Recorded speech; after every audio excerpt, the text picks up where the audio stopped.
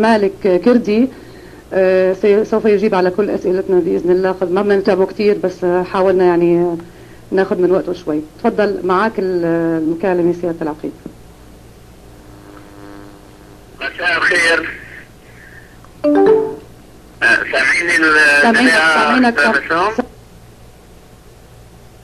سامعينك. مساء الخير، ونحييكم في هذا المساء، وكافة أفراد الجيش السوري الحر بنقلكم تحياتهم، ونعمل على بكل وسائلنا، بكل الوسائل المتاحة من أجل الدفاع عن الشعب السوري من ضد ظلم هذا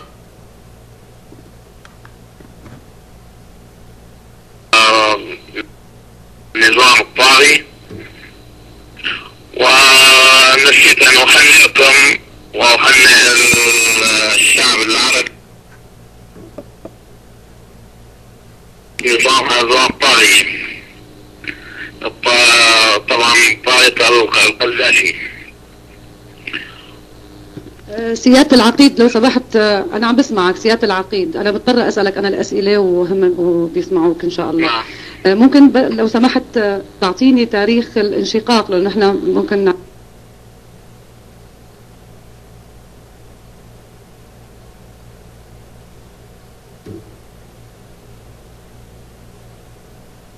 العقيد. نعم.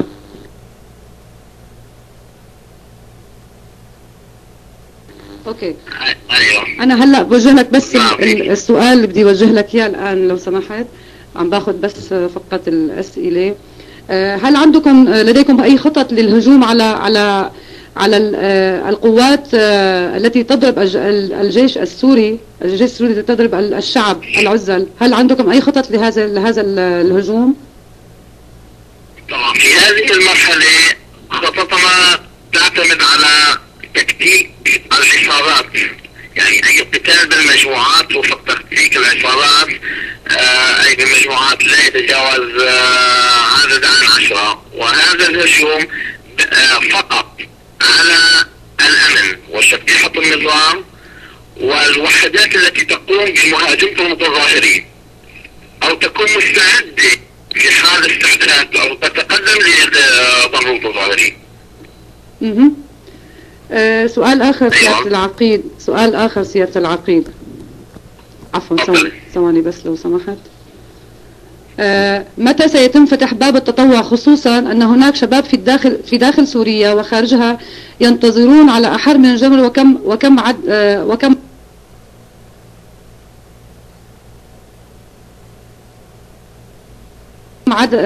وكم وصل عدد ضباط وعناصر الجيش الحر الآن؟ ضباط يعني تجاوز الرقم. أما بالنسبة لفتح باب التطوع، نحن ما زلنا نتريث وننتظر قرار دولي يؤمن حماية دولية، حظر طيران وحظر بحري، ونتمكن من تأمين السلاح. يعني نحتاج إلى دعم لتأمين سلاح يؤمن للمتطوعين، لأنه ما زال كمية السلاح. سؤال آخر سيادة العقيد، هل بإمكان الجيش الحر تأمين منطقة آمنة في حال عجز المجتمع الدولي بذلك؟ نحن نسعى في حال عجز المجتمع الدولي إذا تمكنا من الحصول على بعض المضادات الأرضية للطيران، وفي منطقة جبلية محددة من قبلنا يمكننا أن نؤمن المنطقة العازلة إن شاء الله. ممكن تأمين المنطقة العازلة بإذن الله.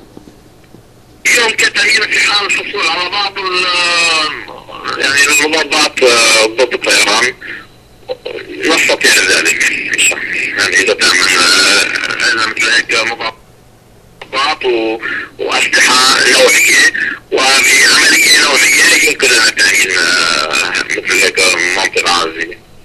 سؤال آخر، نحن شوي طمعانين بالأجوبة تبعك سيادة العقيد. الله يخليك. ماذا تعلم عن اعتقال حسين هرموش وما رأيك بتصريحاته على الفضائية السورية؟ طبعا الأخ حسين هرموش في الاعتقال، يعني حاليا لا نعلم عن ظروف الاعتقال ما فعلوا به حتى ذلك، يعني المعلومات فيها. وتصريحاته طبعا تحت الاعتقال لما نعرف انه النظام السوري ينتزع اعترافات التعذيب، وبالتالي هي اعترافات غير دقيقة. طبعا غير دقيقة.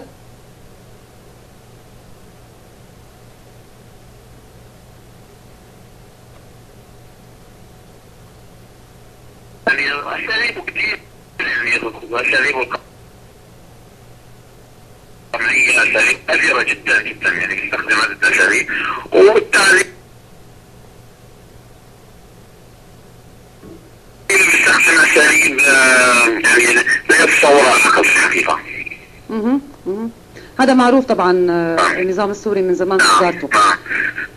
سيادة العقيد، هل مقتل القذافي هو منحنى أو نقطة تحول للثورة السورية، وما هي النقطة المؤثرة؟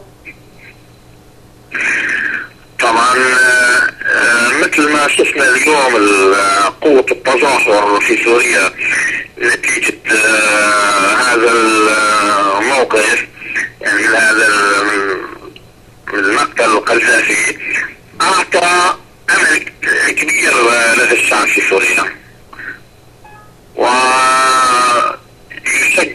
الشعب على المضي في ثورته، وكما يؤثر على النظام بالذات، لأن درس قاسي يراه أمامه، بالتالي يؤثر على نفسيته. عفوا ثواني بس السؤال. اوكي. عفوا. روسيا هل سيتغير بعد هذا الحدث؟ روسيا هل ستغير بعد هذا الحدث؟ وهل انتصار الثوار الليبيين محفز للشعب السوري؟ بس المقطع الأخير صار مع الصوت شوية. اوكي، هعد لك السؤال. روسيا هل سيتغير موقفها بعد هذا الحدث؟ وهل طبعا بالنسبة للشق الثاني صار الثورة اللي هو محفز أكيد للشعب السوري. أما بالنسبة لروسيا فهناك لعبة مصالح، وأعتقد أن روسيا هي مصلحتها مع الشعب السوري وليس مصلحتها مع النظام، ومن المفترض أن يتغير موقفها في الفترة القادمة، لكن لربما يتأخر قليلا. سؤال آخر تحت تأثير الموقف الأمر الواقع للثورة السورية سيدفعها لأن تغير موقفها. سؤال آخر سيادة العقيد،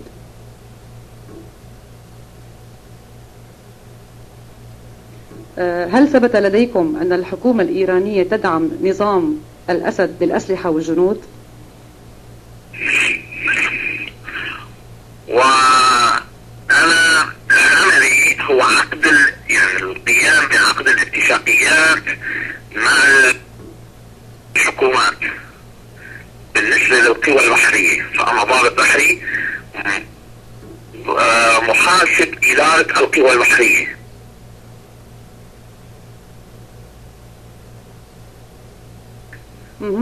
ممكن عفوا تعد لي ممكن عفوا تعد أعلم تماما سيادة العقيد هناك صفقات شو طبيعة عملك لو سمحت؟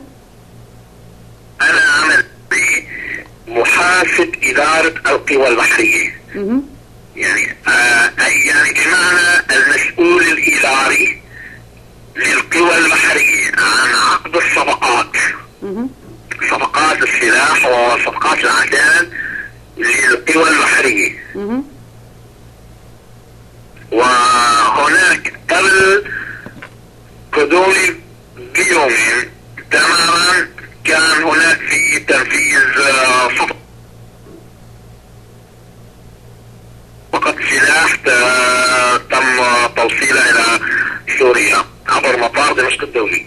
هي من ايران قادمة بجنود بقناصات؟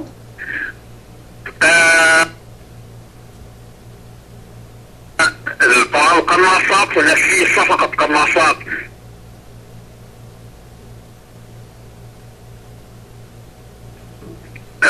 تم عقدها لسلاح القوات الخاصة الوحدات الخاصة.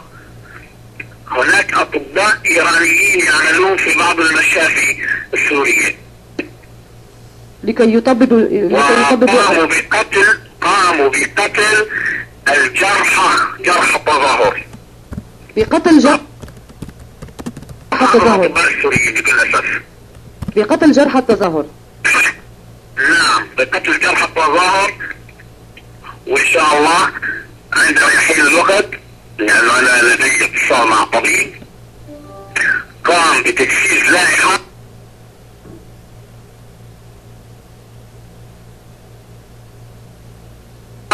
بأسماء الأطباء الذين شاركوا في قتل جرحى التظاهر.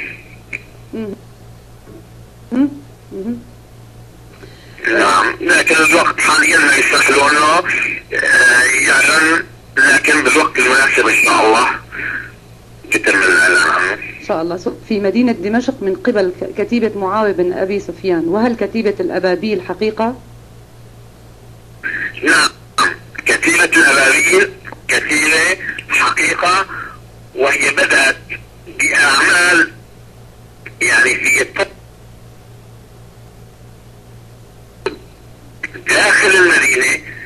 كان في التركيب او المراكز الاساسية في دمشق الاركان الامويين طلعوا العاصمة في هناك تكثيف امني، وفي صعوبة حاليا للتحرك الكتيبة، لكن تعمل في دمشق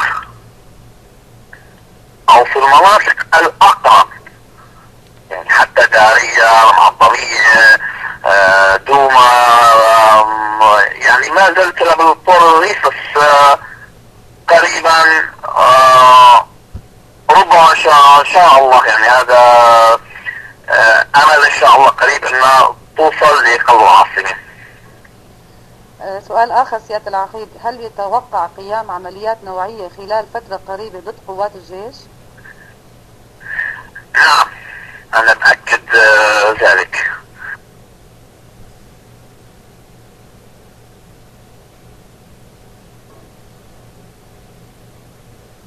أن هناك فترة قريبة راح تشوفوا في تغير بالتكتيك وبنوع العمليات.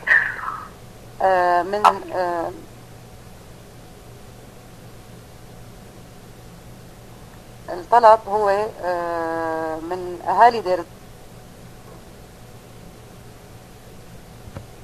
الزور، أهالي دير الزور بتغيير اسم كتيبة الشهيد معاذ الركاض إذا كنت عم بلفظه صح أنا، إلى كتيبة الفارون خطاب، لأن الأمن والمخابرات تعترض أهل الشهيد دائما وتحملهم مسؤولية عمليات الكتيبة كونها على اسم شهيدهم.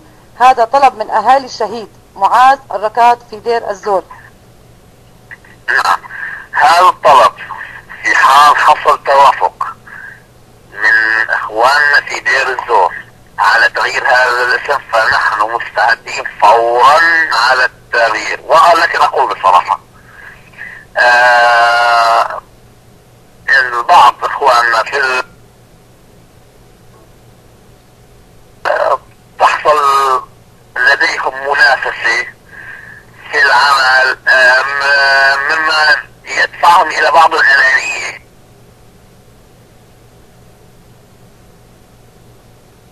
وهذه موقف سلبي لديهم، ونتمنى منهم أن يتجاوزوا هذه السلبية، ونحن مستعدين. هذا الطلب يعني أنا متأكدة أنه من أهل الشهيد، يعني متأكدة من هذا أهل الشهيد، فإن شاء الله إذا كان متأكد فنحن نقدم طلبكم مجاب بإذن الله. سؤال آخر سيادة العقيد، هل هناك تنسيق مع الجيش المنشق في أنحاء سوريا، وهل ستشكلون مناطق لانطلاق ثوار الجيش؟ السؤال أنا ما واضح لي في في رد الصدى شوي، فعذرا لو طلبت منك أعطي السؤال. بعد لك يا هل هناك تنسيق مع الجيش المنشق في أنحاء سوريا، وهل ستشكلون مناطق لانطلاق ثوار الجيش؟ طبعا هناك تنسيق بين المنشقين. احنا بالنسبة لقيادة الجيش بننسق مع كافة المحافظات السورية، مع العسكريين المنشقين، مع العسكريين في وحداتهم قبل الانشقاق، حتى نقوم بالتنسيق.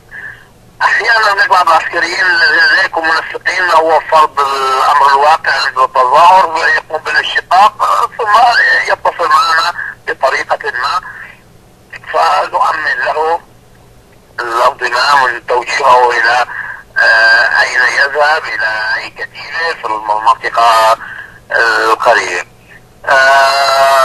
اما نقطة الانطلاق للثوار فهي نقاط قواعد حاليا. اذا كنت تقصدين كثورة مدنية مسلحة فاقول لا، حاليا نحن ليس هناك بسبب ثورة مدنية مسلحة، انما ثورة العسكريين المنشقين اللي يقوموا بالعمل المسلح، وهذا مؤمن لهم. سؤال آخر. أي أمر الأرض حقيقة واقعة. تفضلي. شكرا لك. سؤال آخر سيادة العقيد. يا أهلا. ما مدى صحة الأخبار عن اعتقال 1000 من المنشقين في ريف دمشق حرست منذ يومين؟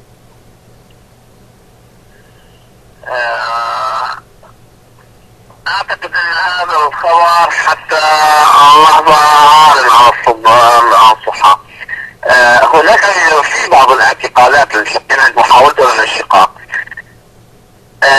عندما يتم انشقاق أعداد كبيرة فهناك فورا يقوم الطيران بقصف المنشقين.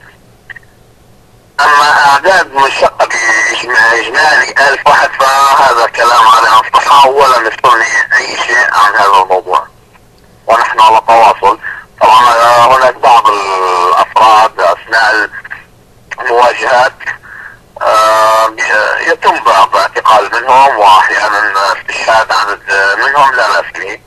نحن لا نذكر ذلك. المعركة كان وفار وتحصل اعتقالات ويحصل شهداء، ومن الجانب الآخر كذلك سيحصل فيه عدد من القتلى ويتم الأسر بعض. وعندما نأسر من قوات الأمن والشبيحة كثير ما يقوم نفس الأمن والشبيحة بضرب الأسرى الذين يقعون بين أيدينا.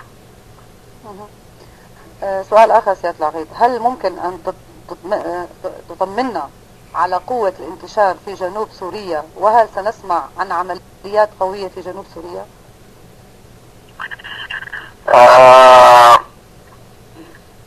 هناك في قوة لا بأس بها، لكن ربما الانتشار العسكري الكثيف في المنطقة يؤثر على الانتشار الواسع حاليا. لكن مطمئن الجميع انه في مرحلة قادمة سيكون هناك انتشار واسع في العمليات النوعية في هذه المنطقة. سؤال آخر سيادة العقيد، هل تعتقد أن الإعلان عن عمليات في دمشق من طرفكم والطلب من المواطنين في دمشق عدم الخروج يوم مظاهرة التأييد قد أضرت بمصداقية الجيش الحر، حيث أنكم لم تقوموا بأي عمليات، وكثير من الناس لم تذهب إلى أعمالها وعطلت أشغالها؟ فهذا هو السؤال. نعم، نحن كانت قد وردتنا أنباء، وكانت هذه الأنباء مؤكدة إن الجيش أو المخابرات السورية ستقوم بضرب المتظاهرين، يعني المتظاهرين المؤيدين للنظام، لتعكس صورة على أن الجيش السوري الحر هو من ضربهم. ومن أجل ذلك نبهنا لعدم الخروج إلى التظاهر، لكن عندما أدرك النظام معرفتنا بذلك ونشرنا هذا الخبر فأحجم عن ضرب المتظاهرين، وبذلك قد نكون قد أمنا إنقاذ أرواح عديدين في هذه المشكلة. والشعب يعرف هذا النظام ويعرف غدره. أما عن العمليات، نحن لم نقم بعمليات. قلنا عندما تكون هناك ضرب التظاهر، ضرب حتى من المؤيدين، فنحن كنا سنقوم بحمايته، لكن عندما لم يتم ذلك فلا كان هناك داعي لأن نقوم بأي عمل ضد الأمن في تلك اللحظات.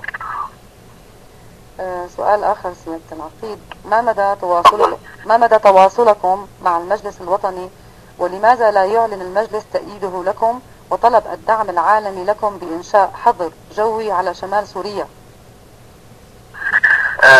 بكل أسف المجلس الوطني حتى الآن لم يتفق على صيغة معينة، لم يتفق على تشكيل لجان، بل هناك تصريحات متناقضة من أعضاء المجلس الوطني، وخاصة بكل أسف من السيد برهان اليون. يعني كانت تصريحات وكانها توحي إلى عدم تأييده للجيش السوري الحر.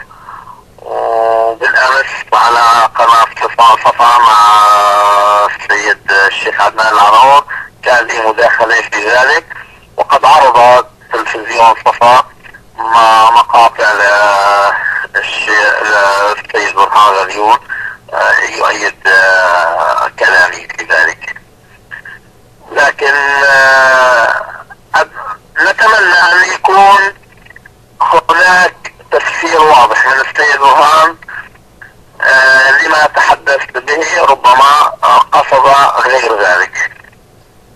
ربما قصد، بس هو السؤال سيادة الآن ما في تواصل، لا يوجد تواصل بينكم بين المجلس؟ تواصل حتى الآن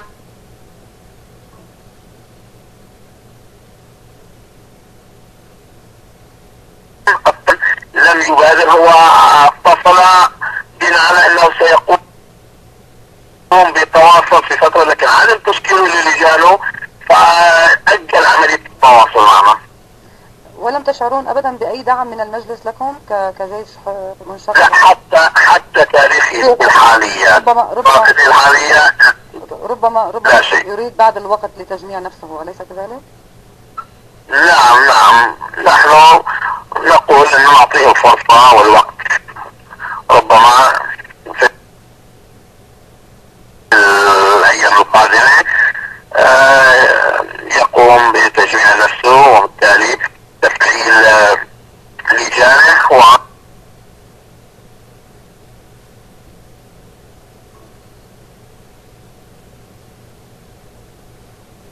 عفوا سيادة العقيد، لو تكمل السؤال بالنسبة للعقيد اللي سألتك عنه. العميد هو ضابط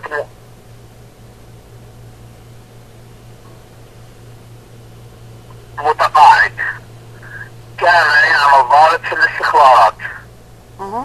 تم استدعائه مثل اي ضابط مخابرات قديم، يعني بالنسبه لرتبه عميد استدعوهم في السؤال لانه انا السؤال وسألتك إياه كان الصوت منقطع عن الروم، فاعذرني لازم أعيد السؤال. عفوا سيادة العقيد، نرجو توضيح فعلي للمنشق العميد رضوان المدلوش، هل هو خائن كما سمعنا؟ تفضل سيادة العقيد. نعم، أقول إن العميد رضوان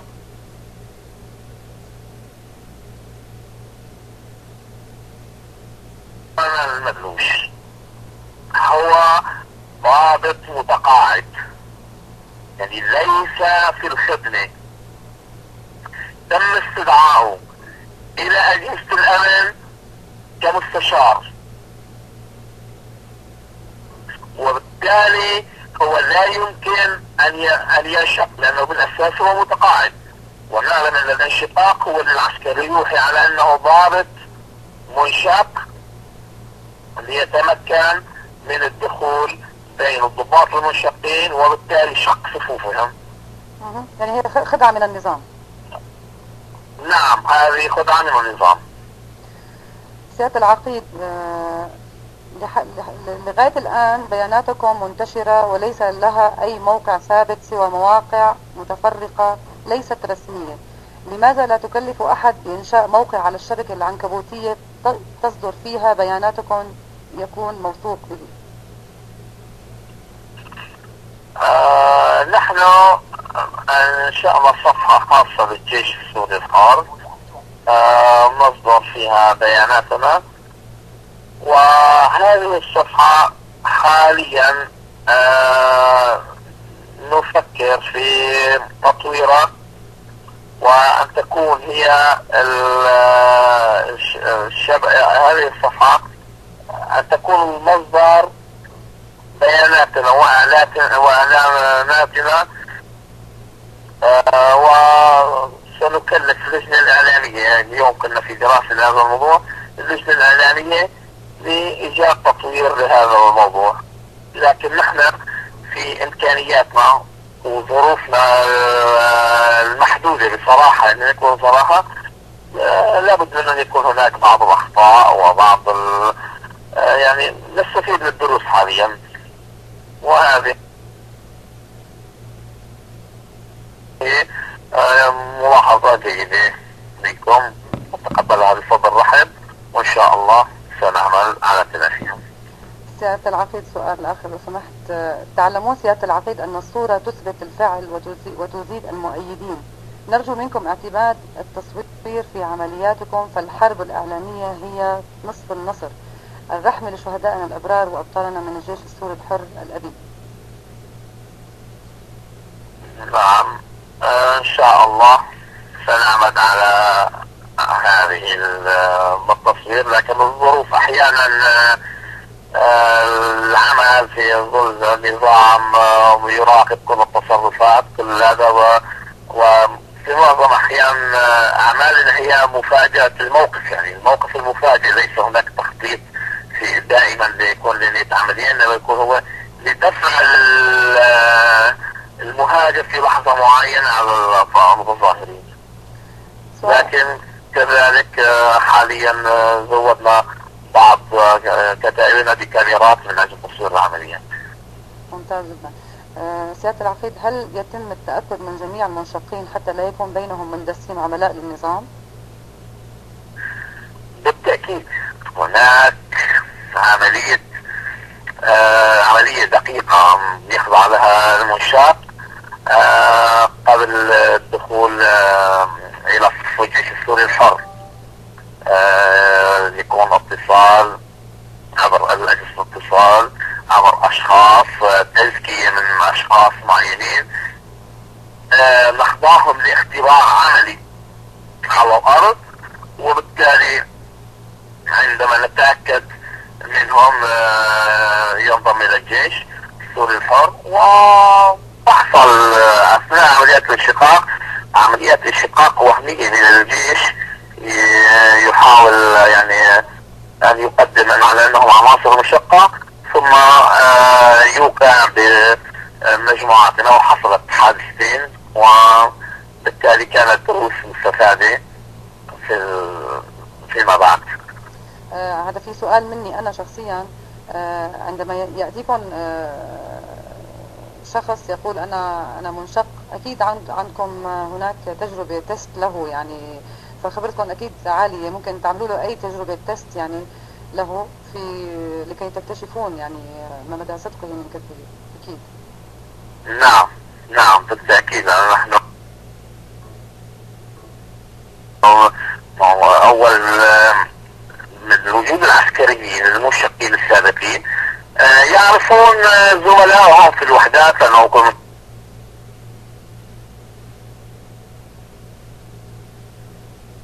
منشقين من الوحدات، فيعلمون عن الشخص، عن تاريخه، عن مواصفاته.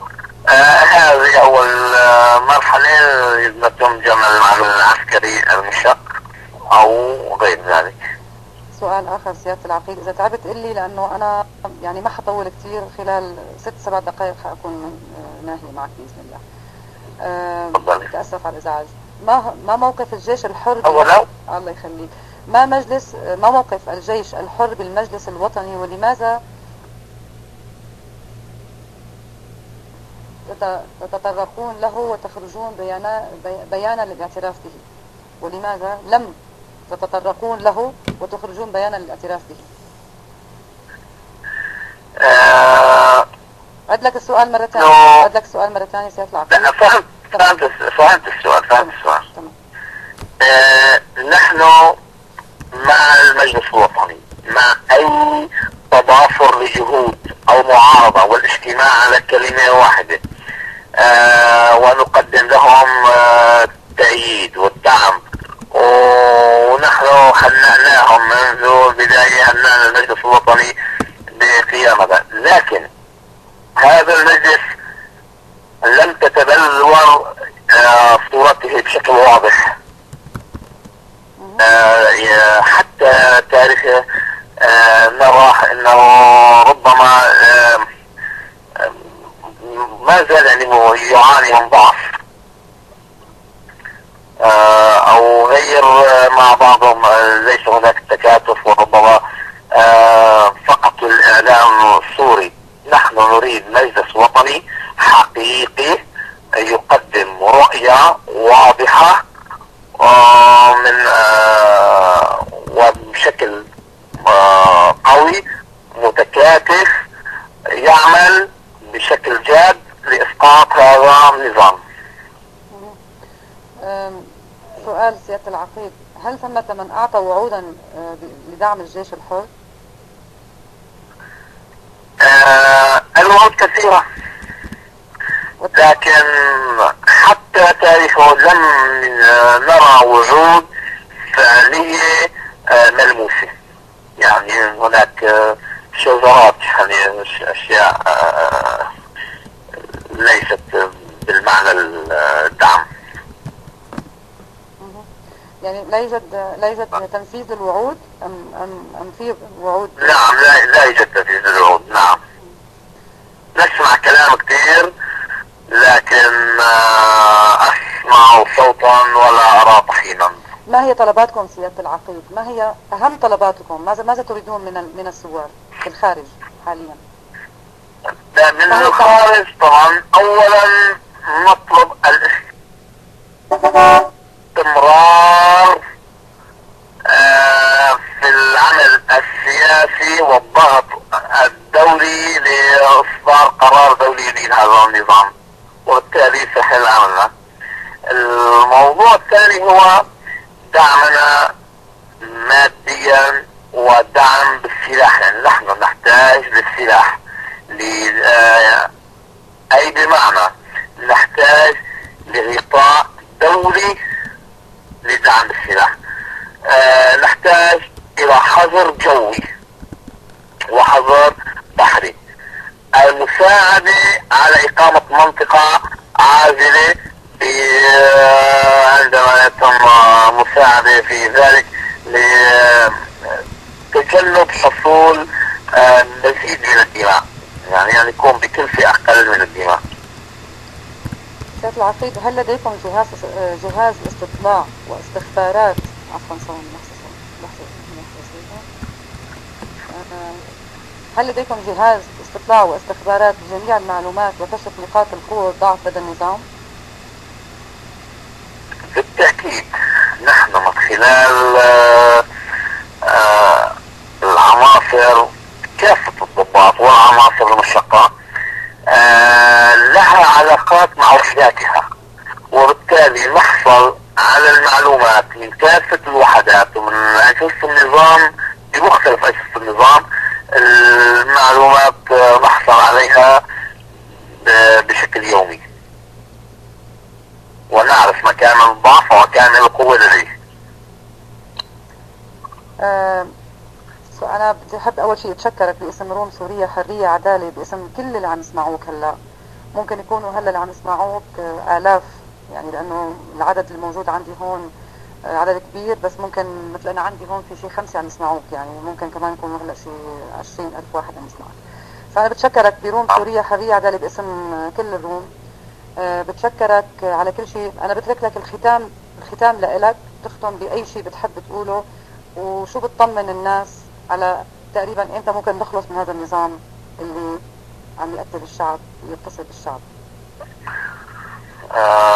اولا بتشكركم كثير على هذا اللقاء، وانا بحب اطمن الشعب السوري على انه هذا الظلم سيزاح قريبا، مثلما رأينا مصير القذافي فمصير بشار سيكون أشنع من ذلك إذا أصر في عناده. وإن فجر الحرية لقريب. بتشكرك كثير سيادة العقيد. أنا ممكن أختم أنا وياك بمقولة الشعب كله بيقولها: عاشت سوريا ويسقط بشار الأسد. شكرا لك، شكرا كثير لك، وتعيش سوريا حرة. الله يخليك، تعيش سوريا حرة. سيادة العقيد أنا بتشكرك كثير، وتصبح على ألف خير وسلام عليك كثير. أنا حأختم هلا معك. الله يسلمك. شكرا.